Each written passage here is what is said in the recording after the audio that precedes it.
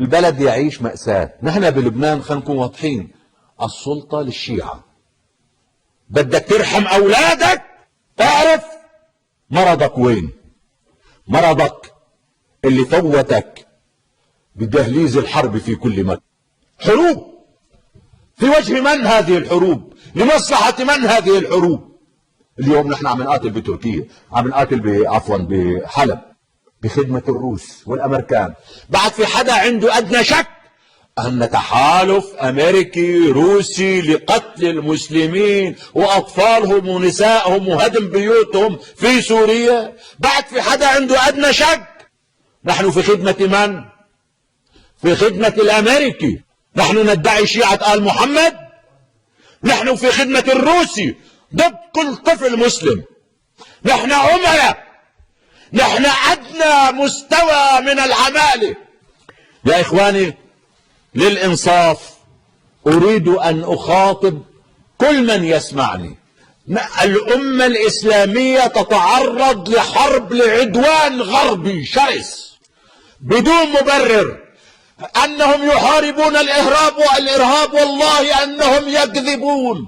هم صنعوا هذا الإرهاب فقط ليحاربون باسمه.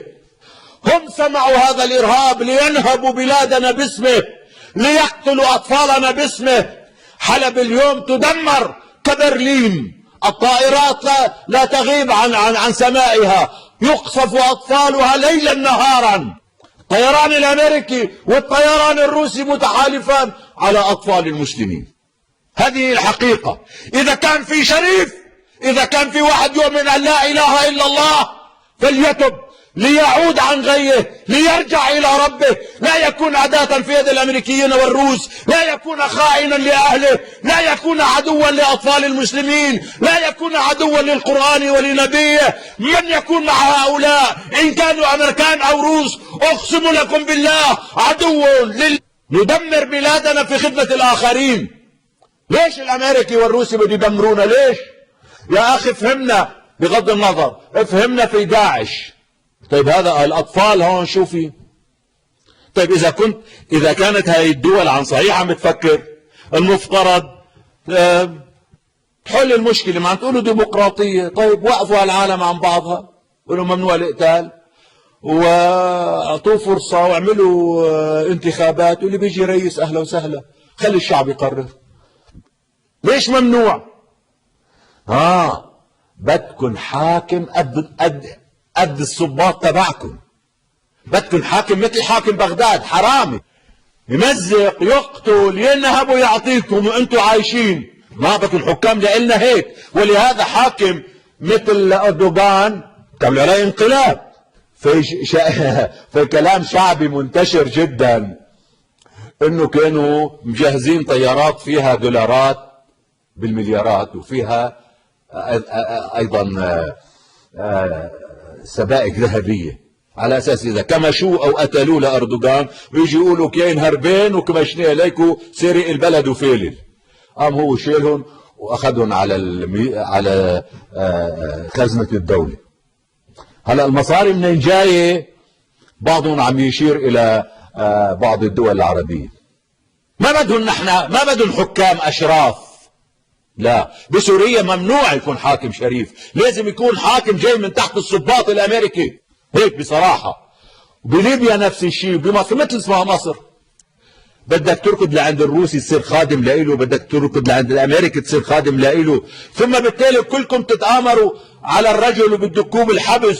قالوا صار مجرم بتجيبوا ضابط اسرائيلي 100% ليحكم مصر، تنبسطوا كلكم. هلا ما حدا يقول لي لا نحن كنا ضد مرسي. كنتوا ضد مرسي وكنتوا شركاء في الانقلاب عليه وطبلتوا وفرحتوا كثير وقت اللي دكوه بالحبس، وهلا كنتوا فرحانين لو اردوغان كان راح على الحبس او على الموت او على المقبره.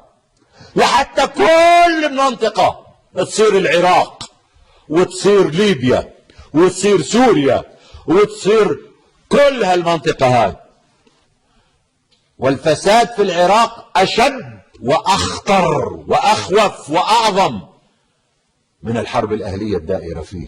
وبالمناسبة أن يعني التيار الديني الشيعي حاكم، عمايم، جبهات محروقة من كثرة السجود.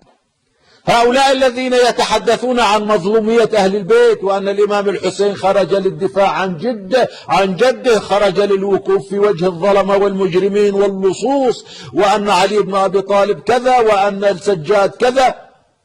لا، بالتأكيد على نحو القطع واليقين لم يشهد لا تاريخ بني العباس ولا تاريخ بني أمية ولا تاريخ بني عثمان أسوأ وأحقر من هؤلاء الحكام.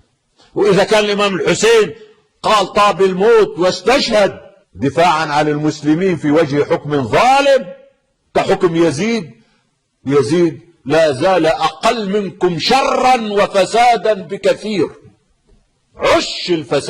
عش الفساد الأمريكي، هكذا الأمريكيين يريدون.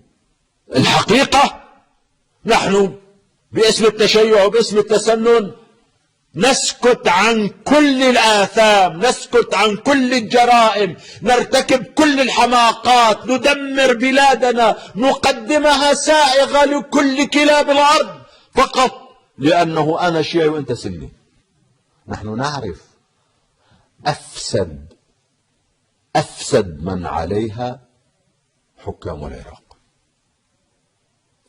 أفسد نظام، أحقر نظام، أشنع نظام هو النظام العراقي. طبعا يعني هلا لا تقول بأن العراقيين ما فيهم رجال وما فيهم كرامات وما فيهم أمان، لا، بس الأمريكي في بلادنا يريد أن يكون الحكام هكذا، لصوص، قذرين، سفه.